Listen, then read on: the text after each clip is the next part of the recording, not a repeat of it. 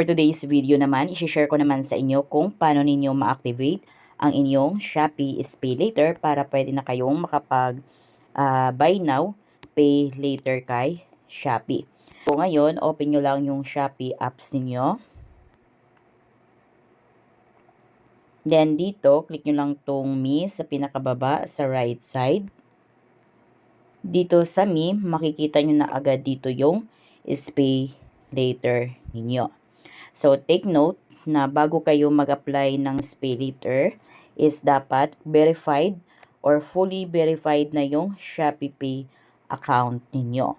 So, ibig sabihin, nakapag-submit na kayo dyan ng mga requirements or ID at ito ay verified na kay Shopee yung account ninyo. So, pag once na verified na yung Shopee Pay account ninyo, so, pwede na kayong makapagpa-activate ng Pay Later ninyo. Click lang natin yan. So, ano nga ba tong Pay Later? So, ito ay buy now, pay later kay Shopee. So, gamit ang Pay Later, pwede na kayo agad makapag-order or bumili dito kay Shopee. At sa kanyo na lang ito bayaran. Pay in up to 12-month installment. So, nakaganda dito. Mamimili kayo kung ilang months kayo magbabayad. Ngayon, click lang natin tong Activate Now. Pag click nyo yung Activate Now, magsisend ng OTP code si Shopee sa cellphone number ninyo. So, click lang natin itong Other Methods.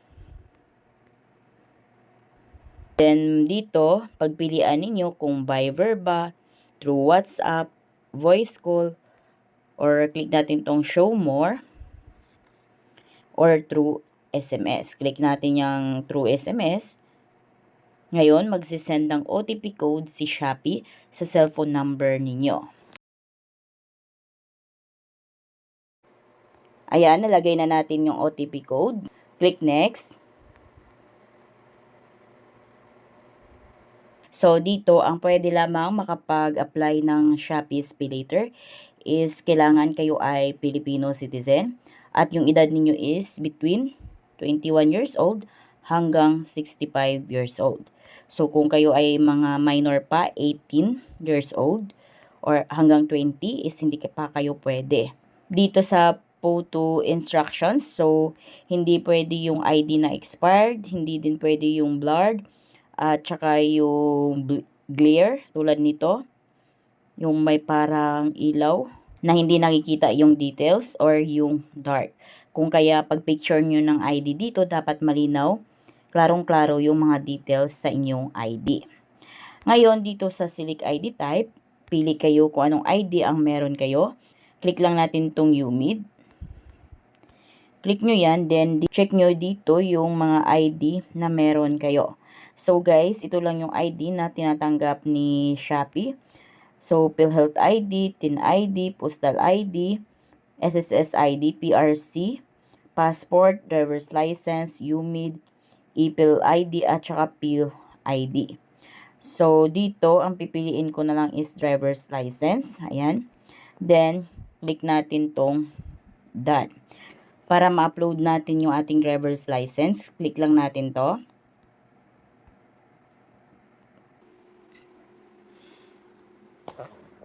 Ayan, andyan na yung driver's license natin.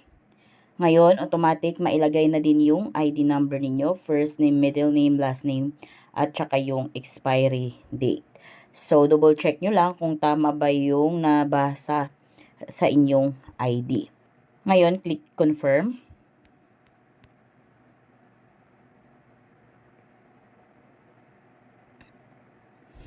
Next naman is the personal information.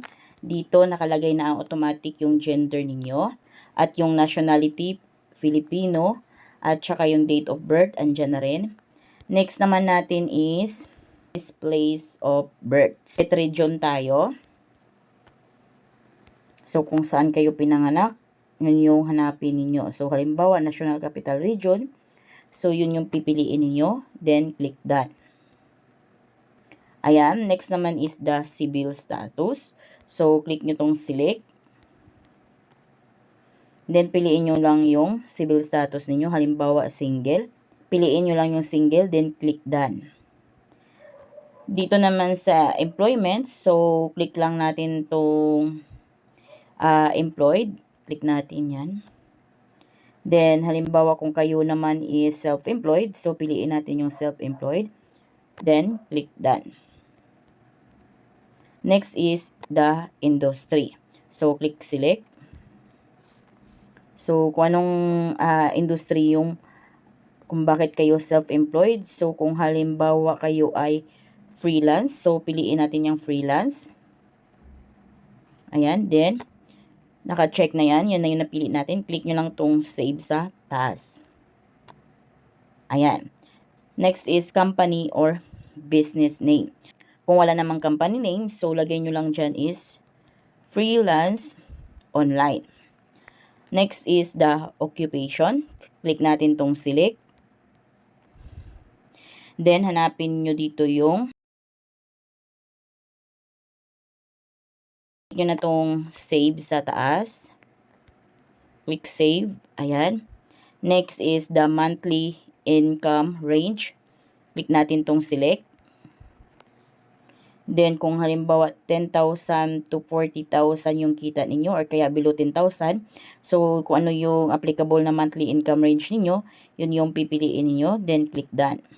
Next is the source of funds. So, click natin yung business.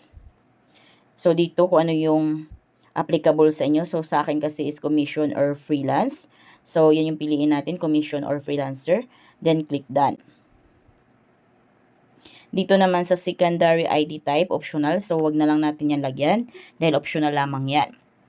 Then, dito naman sa address, kung ano yung address na nakalagay sa ID ninyo. So, yun yung ilagay ninyo dito.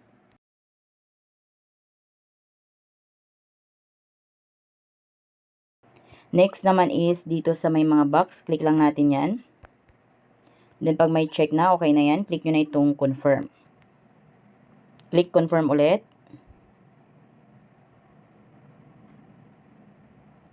Dito naman sa facial verification, so i-scan ni Shopee yung mukha ninyo. Click lang natin tong start facial verification.